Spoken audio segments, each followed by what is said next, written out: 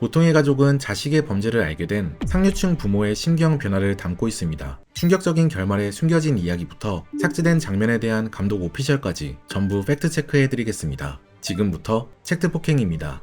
영화는 각 캐릭터의 일상적인 모습으로 시작합니다. 하지만 이 부분부터 결말의 반전을 위한 설계를 담고 있죠. 형 진짜 돈 되는 거 다 아는구나. 변호사인 양재환은 첫 등장부터 냉혹한 모습으로 그려집니다. 동물을 죽이는 사냥을 즐기고 한강이 보이는 럭셔리한 집에서 살며 돈을 위해서는 무엇이든 할 것처럼 보여집니다. 하지만 그의 마지막 선택은 이런 모습과는 완전히 정반대의 모습으로 그려졌죠. 연출을 맡은 허진호 감독은 재환이 변한 것이 아니라고 말합니다. 사실 자세히 살펴보면 의외로 그는 완벽한 악인은 아니었음을 알 수 있습니다. 피해자 어머니의 집에 늦은 밤 찾아가 돈을 우겨넣으며 조금이라도 양심의 가책을 덜려고 했다는 점, 자식이 사건에 아예 신경 쓰지 않자 자수시켜야겠다고 마음먹는 점에서 그에게도 일말의 양심이 있다는 것을 알 수 있죠. 애초부터 양재환은 영화의 시작인 보복 운전 사건을 맡을 때에도 처음에는 꼭 맡아야 하냐며 싫은 내색을 보였었습니다. 물론 돈 때문에 사건을 맡기는 하지만 그건 오직 일로서 하는 것일 뿐 그의 가치관을 반영하지는 않는 것이죠. 넌 네 일 하는 거고 난 내 일 하는 거야. 실제로 감독은 재환의 마지막 선택 또한 그에게 내재된 모습이라고 이야기합니다.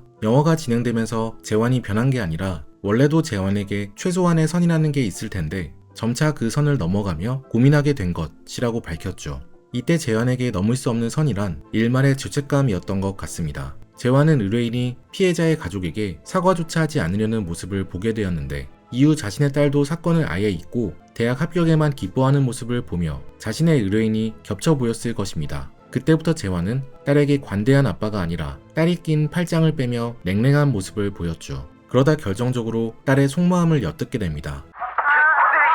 재환 역을 맡은 설경구 배우는 재환이 아이들의 대화를 엿듣고 처음 느낀 감정은 무서움이었다고 이야기합니다. 하지만 그는 이성적인 사람이기에 곧 여러가지 계산을 하기 시작했죠. 설경구 배우는 재환이 단순히 정의만 생각해서 딸을 자수시킨 것은 아니라고 합니다. 후배에게 전화해서 형량을 물었을 때에도 재환은 여러 수를 생각했을 것이라며 딸을 자수시킨다 하더라도 자신에게는 큰 해가 되지 않을 것도 미리 계산한 것 같다고 말했죠. 오히려 자식을 자수시킨 변호사라는 타이틀을 가질 수도 있다며 사건을 자신에게 이득으로 전환시킬 방향까지 미리 고려해둔 것입니다. 그의 아내 지수도 영화 초반에는 매우 얄밉게 그려지는데요.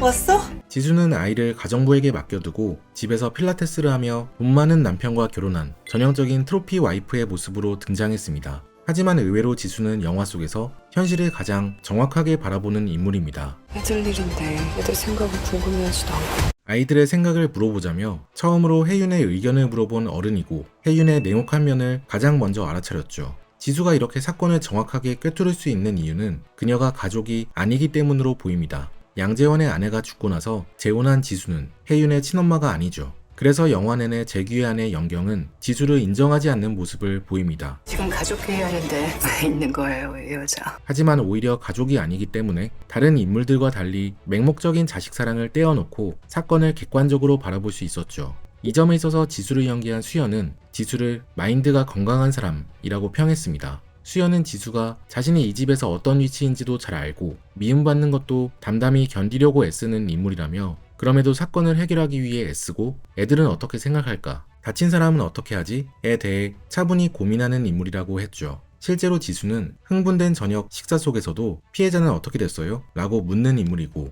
이 사건 속에서 어른들이 할 수 있는 것은 아무것도 없다는 것을 가장 먼저 깨닫기도 합니다. 영화 속에서 지수는 유독 하얀색 옷을 많이 입었는데요. 이 부분은 의도된 연출이라고 합니다. 허진호 감독은 지수가 중립적이면서도 때묻지 않은 순수함을 보여주기 위해 하얀색을 강조했다고 하죠. 또 지수의 순수함이 드러나는 포인트는 바로 지수가 고급 레스토랑에서 초장을 달라고 하는 장면인데요. 배우 수연은 지수가 보거를 회로 먹어본 적도 없고 간장이 뭔가 엄청 대단하다는데 뭔지도 모르겠고 그냥 회면 초장이지 라는 생각을 가졌다고 합니다. 그렇다고 고급 문화를 접해보지 못한 자신을 부끄러워하는 게 아니라 솔직하게 나는 나야, 내 스타일대로 먹을래 라며 초장을 달라고 부탁하는 인물이라고 하죠. 하지만 이런 솔직한 지수의 모습을 연경은 무시하기만 합니다. 본인도 화장실에서 불편했다는 듯 치마 지퍼를 내리면서 쉬지만 지수가 얼굴에 초장을 묻히는 것은 봐주지 않죠. 이 화장실 장면에서 연경이 지수에게 거울을 보세요 라고 말했는데 이건 김희애 배우의 애드리브였다고 합니다. 김희애 배우는 이 장면에서 연경이가 지수를 미워하고 무시하는 마음을 대사로 표현했다고 밝혔죠. 하지만 김희애 배우는 연경이 사실 지수에게 열등감을 느끼고 있을 것이라 합니다. 지수가 연경보다 어리고 좋은 차를 타고 몸매도 좋으니 질투를 느낀다고 했죠. 원래 이 장면에서 지수도 연경에게 엔간히 해라 이씨 라고 대바라쳤지만 이 대사는 연경을 미워하는 지수의 마음이 너무 직접적으로 드러나는 것 같아 삭제되었다고 합니다. 별말 분석. 양재규의 첫 등장은 다친 소녀를 살리는 소아과 의사의 모습이었습니다. 형은 돈 벌려고 하는 일이고 나는 사람 살리려고 하는 일이야. 돈밖에 모르는 형을 은근히 무시하는 재규는 아내 연경과 봉사활동을 자주 다니고 개인 병원에서 돈을 더 버는 대신 대학병원에서 아이들을 치료하며 사명감과 뿌듯함으로 일하는 것처럼 보였죠. 하지만 영화의 결말에서 재규는 기존 이미지와 상반된 선택을 합니다. 아들의 거짓말을 지켜주기 위해 형을 차로 쳐버린 것이죠. 이 부분에 대해 재규를 연기한 장동건 배우는 사람은 한 가지 모습만 가지고 있지 않다며 재규는 기존까지 자신의 본능적인 모습을 숨기고 사람들에게 어떻게 비춰질까 신경 쓰며 그것에 나름의 자부심을 가졌던 사람이라고 했습니다. 그래서 아들이 범죄를 저질렀을 때 재규의 첫 반응은 자수하자였습니다. 하지만 막상 피해자가 죽자 그의 생각은 뒤바뀌게 되죠. 완전 범죄가 될 가능성이 높아졌기 때문에 자신의 선한 이미지도 지키면서 아들을 구제할 방법이 생긴 것입니다. 재규의 이런 비겁한 심정은 그가 밥을 먹는 장면에서 잘 드러납니다. 원래는 병원 구내 식당에서 밥을 먹는 둥 마는 둥 앉아 있었는데 전화로 피해자가 죽었다는 이야기를 듣자마자 이제야 밥이 좀 넘어간다는 듯이 밥을 허겁지겁 퍼먹는 장면이 있었죠. 이때 감독이 장동건 배우에게 지시했던 것은 옅은 웃음을 띠는 것이었다고 합니다. 일부러 관객들에게 들키지 않을 정도의 미소를 띠는 것으로 재규의 심정을 대변했다고 하죠. 하지만 형이 자수할 거야 라고 말하자 이때부터 차분하던 재규는 달라지게 됩니다. 장동건 배우는 이를 자식이 위기에 처하면서 자신도 몰랐던 내재된 면이 튀어나온 것이라 설명했죠. 또 하나 재규의 특이한 행동은 바로 그가 길에서 고라니를 치고 난 후의 행동인데요. 그는 굳이 고라니 시체를 길에서 치웠죠. 사실 이 장면은 아이들이 노숙자를 끌고 가는 CCTV 장면과 유사하게 연출한 영화적 장치이기도 하지만 장동건 배우는 이 점을 재규의 성격을 보여주는 장면이라고 꼽았습니다. 길에서 고라니를 우연히 친 것이 범죄는 아니기 때문에 자신의 잘못을 숨기려는 행동은 아니었다며 오히려 재규의 행동은 관성에 가까운 것 같다고 했습니다. 항상 착한 행동을 해오던 재규는 혹시나 고라니 때문에 나중에 사고가 일어날 수도 있기 때문에 고라니를 치운 것 같다고 했죠. 아무도 지켜보고 있지 않지만 올바른 행동을 관성적으로 선택했다는 것이죠. 적어도 겉으로는 착한 재규가 왜 결말에 형을 차로 치는 선택을 한 것일까요? 영화에서 자세한 설정은 삭제되었지만 원래 재규의 아들 시호는 천식을 가진 설정이라고 합니다. 재규가 시호를 자수시켜야겠다고 마음먹고 그를 차에 태워 경찰서로 가는 장면이 있는데 그 장면에서 시호가 과도하게 숨을 헐떡인 이유도 천식 때문이었죠. 이때 재규는 자신의 아들이 남들과 달리 천성적으로 약하다는 것을 깨닫습니다. 특히 또 하나 편집된 장면은 바로 아들과 교감하는 장면이라고 하는데 원래는 아들과 캐치볼을 하는 장면도 더 길었고 그 후 잠든 아들을 바라보는 장면, 아들과 통화하는 장면도 찍었지만 분량상 삭제되었다고 하죠. 사실 이 장면들을 통해 재규는 아들 시호에 대한 사랑과 소중함을 깨닫게 되었는데 영화 본편에서는 이 부분들이 생략되어 관객들 입장에선 마지막 재규의 선택이 더욱 충격적이고 극단적으로 느껴지게 되었습니다. 선택적 공감. 연경을 연기한 김희애 배우는 연경을 그만하면 착하고 평범한 인물이라고 평했습니다. 시어머니 간병이든 번역일이든 최선을 다하는 모습을 보인다면서 비록 지수를 무시하긴 하지만 뒤에서 욕하는 것이 아니라 앞에서 솔직하게 내뱉는다고 했죠. 이런 연경의 직설적인 성격은 영화의 핵심 문장으로 드러납니다. 정말 이상한 형제들이네. 돌게 만드네. 연경은 재규보다 3살 연상인 설정으로 김희애 배우는 연경이 재규에게 먼저 고백했을 것 같다고 밝혔습니다. 봉사활동을 하면서 남편한테 쿨하게 돌직구를 날렸고 그런 모습에 재규가 반했을 것 같다고 했죠. 연경은 어른들 중에 가장 처음 아이들의 범죄를 알게 된 인물입니다. 그녀는 무조건적으로 아들을 믿어주고 너 아니야.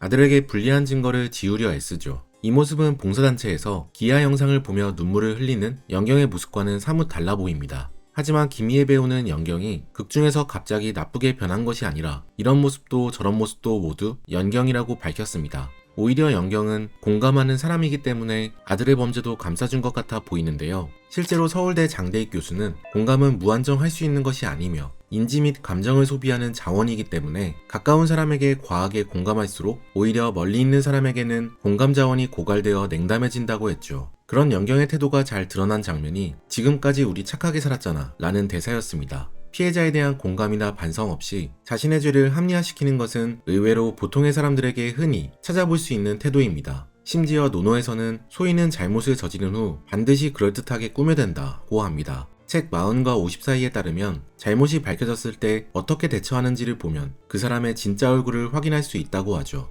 이에 공자는 말했습니다. 잘못했으면 변명하지 말고 그냥 고치면 된다. 비하인드. 영화 보통의 가족 원작의 제목은 더 디너였습니다. 그만큼 두 형제 부부가 식탁에 앉아 저녁 식사하는 장면이 중요하다는 뜻이죠. 사실 이 작품은 이미 여러 나라에서 영화로 만들어졌고 다 잘 만들어져 처음 허진호 감독은 영화를 만든 것을 꺼렸다고 합니다. 하지만 영화의 주제가 평소 감독이 관심 있던 인간의 양면성에 대해 다뤄 작품에 끌리게 되었다고 밝혔죠. 보통의 가족은 총 3번의 식사 자리로 이뤄지는데 감독은 첫 번째 식사 자리는 인물들에 대한 소개를 넣었고 두 번째 식사 장면은 인물들의 신념과 윤리적인 방식, 그리고 세 번째 식사 장면에서는 4명의 부모의 본 모습이 나오는 장면으로 구성했다고 합니다. 보통의 가족은 부모들의 이야기에 초점을 맞추어 반전을 담고 있는 아이들의 서사는 다소 짧게 그리고 있습니다. 그래서 영화를 보고 나오면 아이들이 왜 저렇게까지 약하지? 이해가 가지 않을 정도로 아이들은 잔혹하고 나쁜 모습만 비춰지죠. 실제로 혜윤을 연기한 배우 홍혜지도 연기를 하면서 혜윤이 이해가 가지 않아 초반에는 힘들었다고 합니다. 캐릭터를 구축해야 하는데 전사가 없기 때문에 그냥 주어진 상황을 해내려 했다고 털어놓았죠.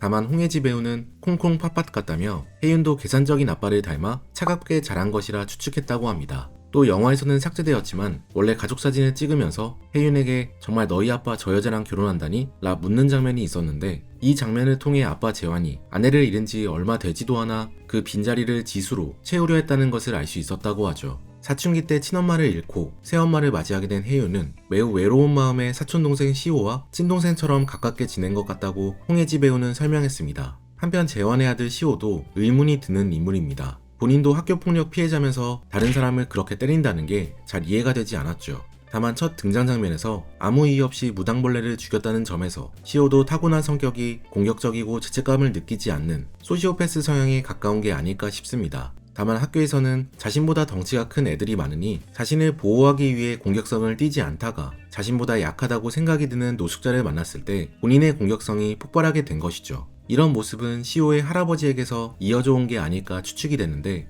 영화에서 치매 할머니가 했던 발언으로 추측해보면 시호의 할아버지는 가정폭력범으로 시호의 아빠 재규는 가정학대 피해자였던 것 같습니다. 할머니는 재규가 시호를 때리는 모습을 보며 자신의 남편이 재규를 때리는 모습이 겹쳐 보여 재규에게 남편이라 부르며 하지 말라고 했죠. 아마 시호는 할아버지의 공격적인 모습을 담고 태어난 게 아닐까 추측됩니다. 보통의 가족은 배우들이 모두 연기를 너무 잘해 일부 평론가들은 연기 차력쇼를 보는 것 같다고 평했을 정도인데요. 특히 김희애 배우는 자신이 보이지 않는 씬에서도 상대 배우를 받쳐주기 위해 100% 연기하는 모습을 보고 함께 연기했던 배우들이 모두 놀랐다고 합니다. 특히 감독은 김희애 배우가 서로 사이가 좋은 행복한 가정이었으면 좋겠다는 생각을 했는데 따로 배우에게 이야기하지 않아도 장동건과 차를 기다리는 동안 장동건 배우의 팔짱을 꼈다고 합니다. 그때 감독은 이 배우가 이렇게 애교가 많았네 놀라며 너무 매력있는 장면이 연출되어 기뻤다고 밝혔죠. 참고로 보통의 가족에서 가장 먼저 캐스팅된 배우는 설경구라고 하는데요. 원래 허진호 감독과 설경구 배우는 일본의 영화제에 각자 참석했다가 우연히 술집에서 만나 함께 술을 마셨는데 그때 무척 잘 통했던 사이라 언젠가 한번 같이 작업을 해야지 라고 생각했던 사이라고 합니다.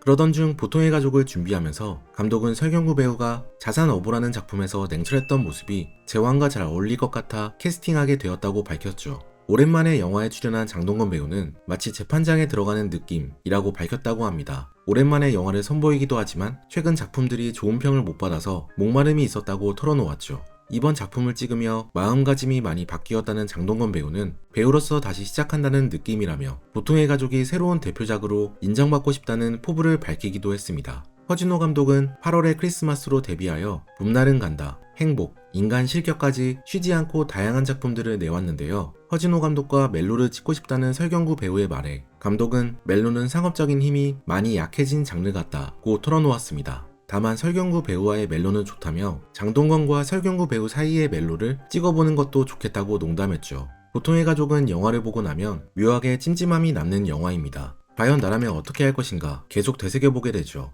실제로 배우들도 영화를 찍으면서 이 문제에 대해 논의해보기도 했다고 하는데 모두들 나의 이야기라고 생각하면 상상만 해도 끔찍하다며 머릿속으로는 당연히 자수를 시켜야겠다고 생각하지만 막상 현실로 닥치면 고민하게 되지 않을까? 솔직한 마음을 내비쳤습니다. 사실 현실에서 항상 올바르게 살기는 생각만큼 쉽지 않은데요. 이에 대해 마흔과 50 사이는 논어의 말을 인용합니다. 공자의 제자가 바르게 사는 사람으로서 평생 가져야 할 한마디 말이 있다면 무엇입니까? 라고 묻자 공자는 서라는 말이다. 내가 하고 싶지 않은 바를 다른 사람에게 시키지 않는 것이다. 즉 자신이 싫은 일은 남에게도 시키지 않는 것이죠. 보통의 가족 상황에서는 자신이 피해자가 되는 상황을 가정하여 가해자가 어떻게 했으면 좋겠는가를 생각하면 되는 것인데, 이 관점에서 본다면 당연히 아이들은 피해자에게 용서를 구하고 그에 마땅한 책임을 져야 하죠. 하지만 공자도 자신의 제자가 한 달에 한 번 정도만 겨우 올바른 행동을 한다고 한탄했다고 합니다. 하지만 그럼에도 저자는 꾸준한 노력이 중요하다고 하는데, 인간의 본성은 서로 비슷하지만 어떤 것을 반복하냐에 따라 결과적으로 큰 차이가 있기 때문이죠.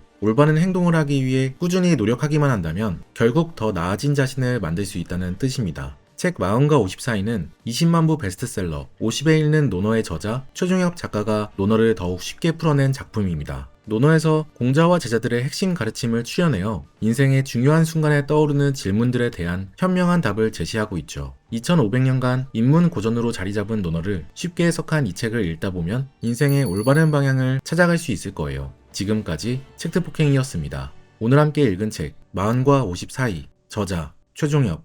I know that I'm well away from being a perfect